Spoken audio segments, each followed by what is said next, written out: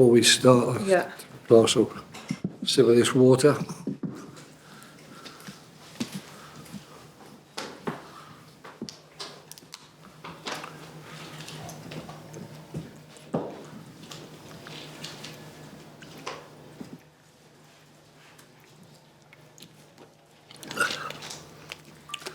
Okay. Jane, You do you want ready? to start Sky Sports News? Thank you. Hi, Roy. Right. Can I start off by getting your thoughts on your opponent tomorrow? What sort of test do you expect from Aston Villa? A severe one. They're good. They were good last season. Finished 7th, got into European competition for the first time in a long while. Great achievement. They've started this season well also and strengthened their team, I think, with 2 or 3 really, really important signings, which has made them even stronger than last year. So, like so many other Premiership teams we meet, they are there to be not only respected but feared because of what they're capable of doing. And so one has to prepare one's own team as best one can to make certain that nothing they do is going to catch us completely by surprise. But we've still got to do with the quality of their players. Definitely. One player I'm sure you'll hope make a difference tomorrow is young Eze. He's made his second appearance for England midweek against Scotland, his second cap. He must be flying high at the moment, his confidence. What's he been like around the training grounds since he's come back in? I guess he's only been back in for 1 or 2 sessions. Yeah, you're answering your own questions, really. We've seen next to nothing of the international players this time because, of course, the England game was on a Tuesday night, so they only came back, the ones from England, on Thursday. And in fact, worse still, some of the players who played in Africa and America and South America came back even later than that. But we're not alone in that situation, so it's not a complaint, it's just a statement of fact. But we are pleased that he's doing so well. I think he's done well to deserve his call-up, and then he must have done well enough in the 2 camps for Gareth to think that he can come on the field of play and help us out in that respect as well, and the same would apply for Marc Guehi. So I'm very happy for both players. Do you feel like you've seen him grow even more as a result of this call-up for England, and do you think it's going to really help him develop throughout the season for you as well? Well, he's in that interesting stage of his development, isn't he? You know, he when he first came to the club, he was regarded as even a precocious talent to some extent, who had to come to terms with the fact that playing in the Premier League was a little bit more difficult than playing in the Championship. But I thought he managed that in the first year that I was here with him. And then I think from then on, in the next 2 seasons, he stepped on. And I think, if anything, he's moved even further forward in terms of his confidence and what he knows now the team really needs from him on the field of play. And of course, then being invited to play at an even higher level, i.e. playing for your national team, that's something which I hope will be an even greater advantage for him and for us going forward. But you know, he's just a bona fide top quality Premiership player now. He's got to keep playing at that level and improving aspects of his game to make certain that when he's in the England squad, Gareth Southgate's going to turn to him and ask him to be an important member of the starting 11. Can I ask you another player that seems to be developing and had a great start to the season, Odsonne Édouard, already 3 Premier League goals this season.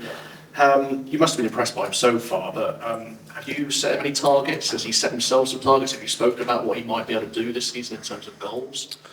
I think it's a little bit dangerous to start talking to centre forwards in terms of setting targets. I think their target should be to play well and score a goal in every game they play. But I think if you start saying this is the number, that can actually have a negative effect sometimes, because they're going to go through periods where the goals aren't flowing, and if you've set a target, it can start to impact on them negatively. So we haven't done that, but we do expect him to continue to play at the level that he's shown towards the end of last season, and what he's definitely shown at the start of this season, because the qualities he's showing are the qualities that he possesses.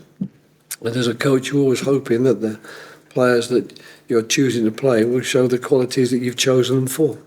Do you think he sort of fits the way you want to play there as well, especially with the other individuals in the team? Seems to be like linking up really nicely. I think he's capable of playing in any team, in any systems. He has all the tools that a centre forward needs, and it's been our job to try and encourage him to bring that toolbox with him when he comes to the matches, because we haven't changed anything in terms of our approach to his game and what we would like to see from his game. He himself is the one who's made the improvements and made a bigger impact, if you like, both on our team and on the Premier League, where, as you rightly say, he's right up there for shots at goal and for assists. Can I ask you a little bit about some injuries, potential players that might be missing, might be coming back? What's the latest with Marc Guehi's hip injury? Is he likely to miss the game tomorrow, do you think, Roy? Or? Yes, he's likely to miss the game tomorrow. Yeah, okay. Rob Holding, is he maybe... No, he's okay. Rob Holding is okay. He's done well since he's come in.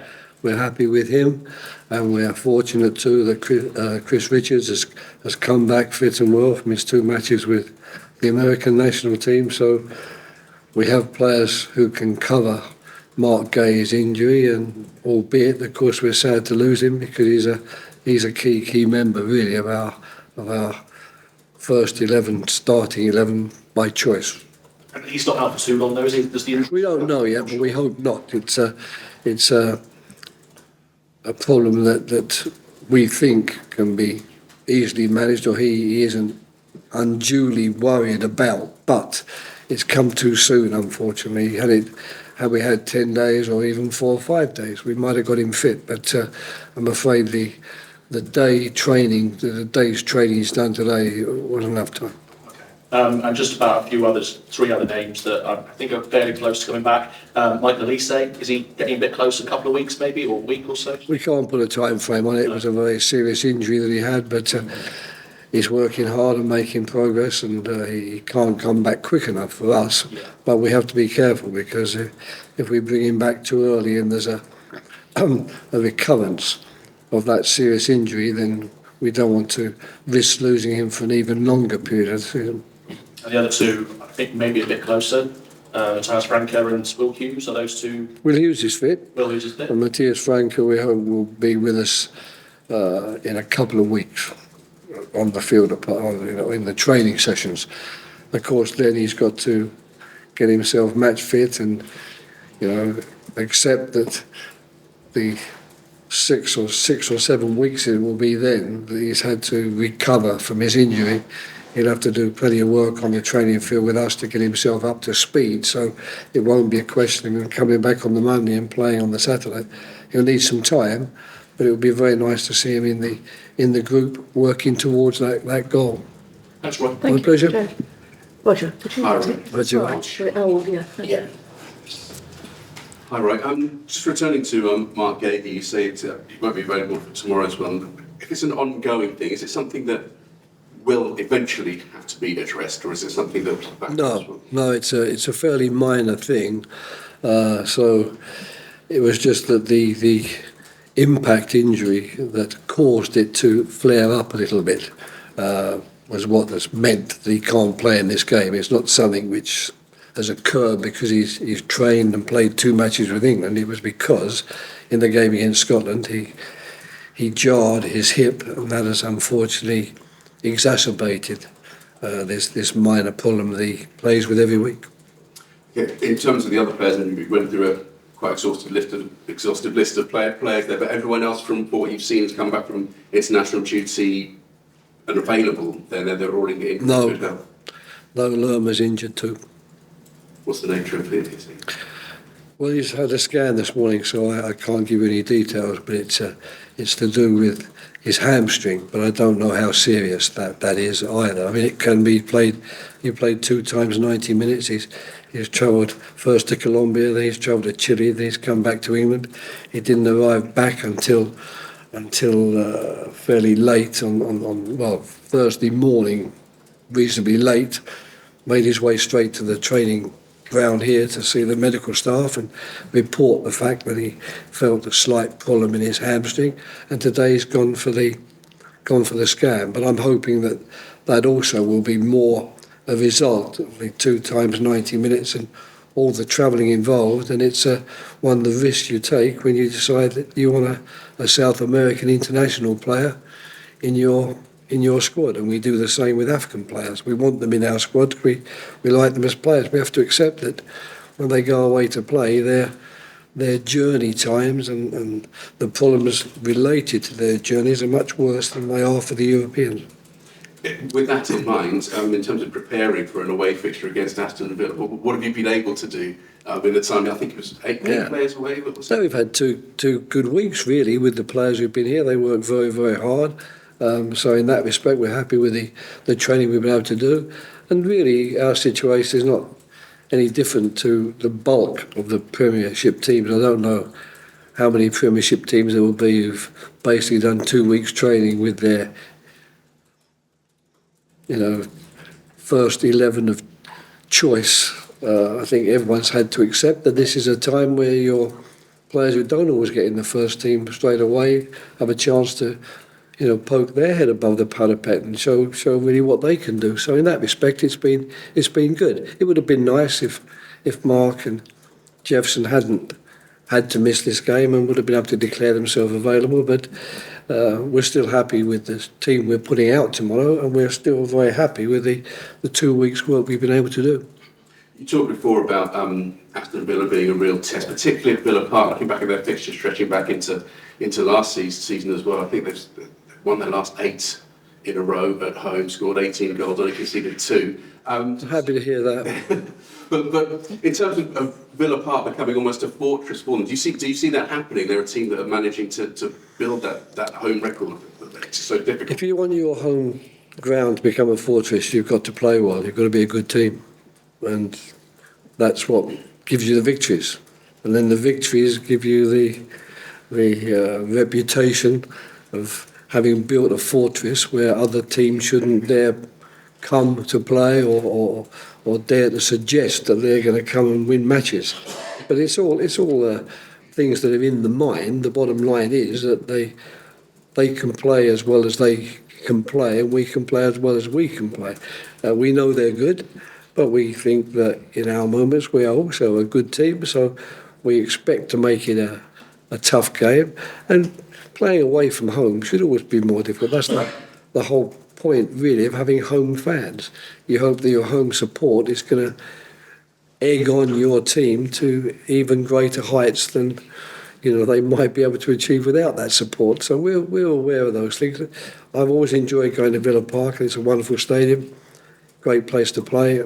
I do admire what Emery has done at the club since he's been there. I think he's built a very good team and improved it. He's been backed by the owners, so they've been able to bring in some very good players too. So, I mean, their goal, I'm pretty sure, will be to have a good spell this year in European competitions, and I'm pretty certain they'll be looking to get into Europe once again this year. So we know the magnitude of the task ahead of us, and we've got to work hard and be prepared to deal with that task.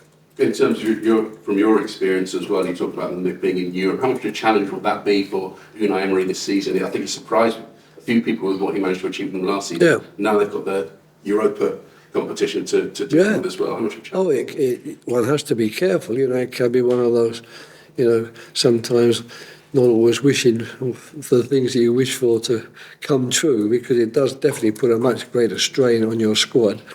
To be honest, I don't quite know how the club and Emery himself regards the strength and depth of his squad. I don't have an opinion on that, but it certainly stretched us at Fulham, and it did affect our league form towards the end when we were playing in those last 16s, last 8s, semi-finals, etc.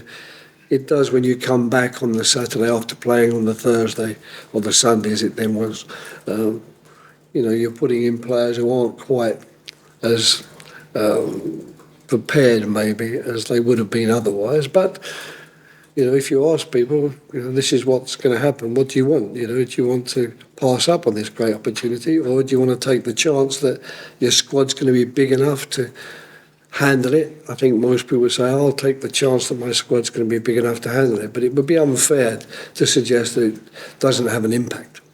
Just finally from me, just returning to the players coming back from internationals, I think quite a few of them had positive experiences, positive Yes. results. Even if you haven't had the chance to work with them, does that work in your favour when people are coming back, they've done well for their country and they're almost floating when they come back into the shared training ground? No, absolutely it does. It's very good when they come back having had success because, especially if it's a player like Chris Richards, who hasn't had many opportunities with us since he's got back to full fitness, for him to play 2 virtually full matches for America, that's a great advantage. So, and then for people like Eberechi Eze to get a chance to play like he did against Scotland, such an important fixture, and Marc Guehi to do as well as he did in the 1.5 games, they've got to be advantages. As far as Jordan Ayew, Jefferson Lerma and Ducouré are concerned, they are such fixtures in their national teams that it's somewhat less surprising if they come back having played. Thanks, Laura. Thanks. We're going to BBC Radio London next. Okay. Glue them together. Hi Roy, just on Rob Holding, if Marc Guehi's not fit, looks like that's an opportunity for him to make his Crystal Palace debut. What kind of attributes can he bring to the side? Well, are you picking the team now, are you? I'm not, I'm just... Right, okay. The fact is we have 5 centre-backs at the club. We have Joe Anderson and Marc Guehi have done very well, and then behind them we have James Tompkins, who unfortunately is suffering from a minor injury at the moment, so he won't be available, but normally speaking he would have been. And then we have Chris Richards, the American international, and then we have Rob Holding. We're very happy to have all those players. We're happy that Rob Holding has settled in as quickly and as well as he has done. I think he's going to be a very useful addition to our squad.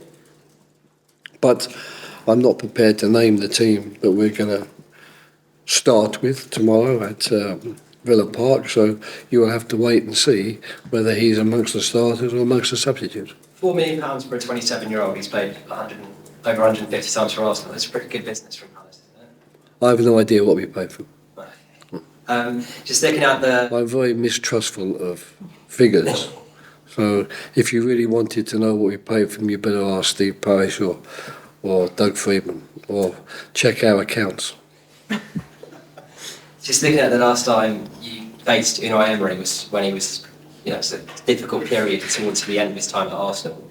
I think his Granit Xhaka was booed off and it was a very toxic atmosphere. I mean, how impressed have you been with him since he's come back in management in this country with Aston Villa? We've had 1 or 2 jobs, since the Arsenal. I think he's won a couple of European competitions with Sevilla.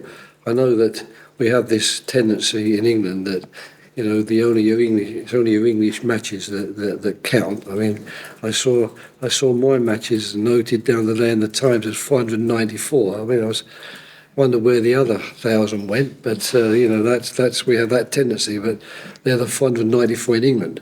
Apparently, the 1,000 outside of England didn't count for quite the same extent. So as far as I'm concerned, Emery's always been a good coach. Wherever he's gone, he's done an excellent job.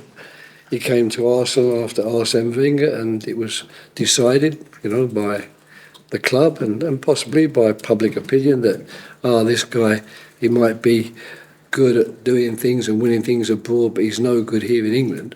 But I've got to say, I never shared that opinion. I thought all along that, I wonder if Arsenal will be regretting at one stage they've let him go so early, because he didn't have an awful lot of time there to make his presence felt.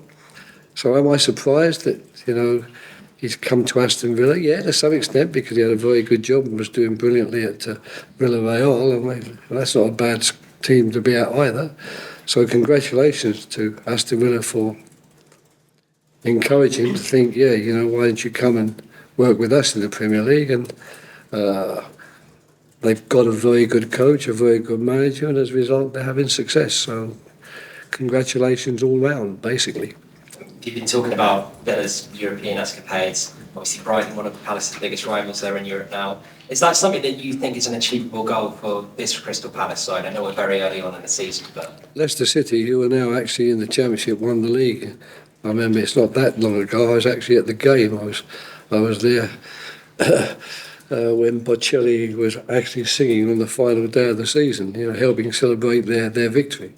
So anybody who ever says this is not a chance or not a possibility for us is obviously underestimating what can happen. We would just have to keep working and trying as hard as we can to improve our squad, to improve our team, to improve our play, and to see how far that brings us up the table. But I certainly don't write off the chance of Crystal Palace at some stage getting into European competitions, because teams like Brighton and the way Brentford have done the last few years have shown us the way. Fulham. And just lastly from me, Jean-Philippe and Odsonne have started the season very well. Obviously, Jean-Philippe was very impressive when he came off the bench against Wolves last time. Mm-hmm.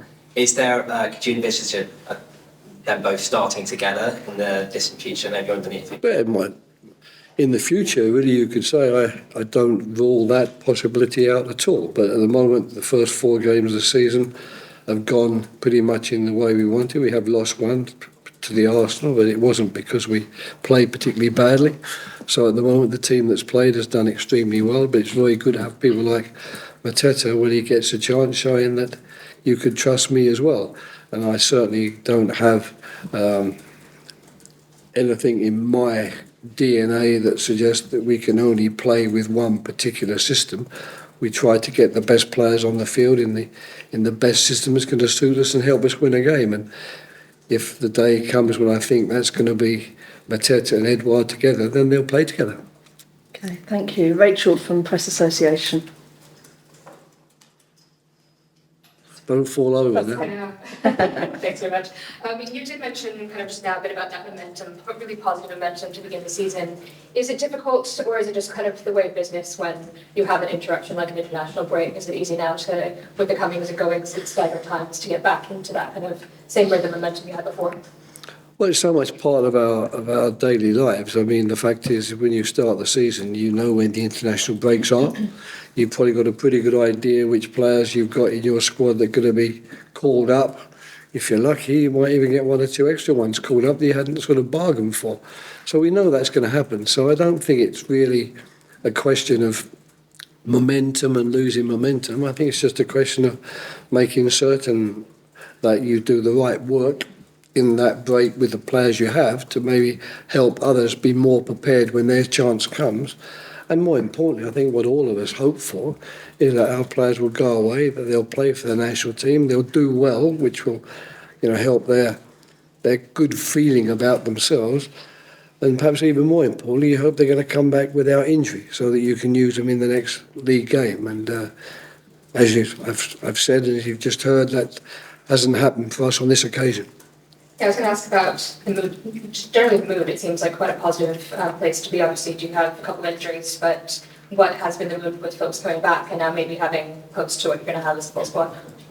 Yeah, the mood's been okay because the results have been good. I'm afraid moods are really totally and utterly dependent upon results. But if you've got a good squad of players and a good group and a resilient group, they are perhaps better or quicker at getting over the disappointments and maybe shrugging off the black mood better than others might be.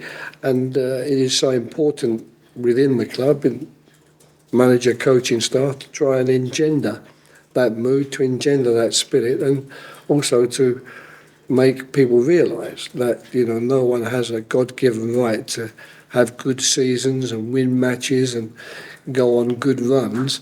These are things you have to work for and fight for, and sometimes, even unjustly, you don't even get what you want. But, if you come into professional sport believing that I will always get what I think my work and the team's play deserves, then you are deluding yourself. Thank you. Pleasure. Okay, thank you. That ends the broadcast section. Thank you. Ed, do you want to start?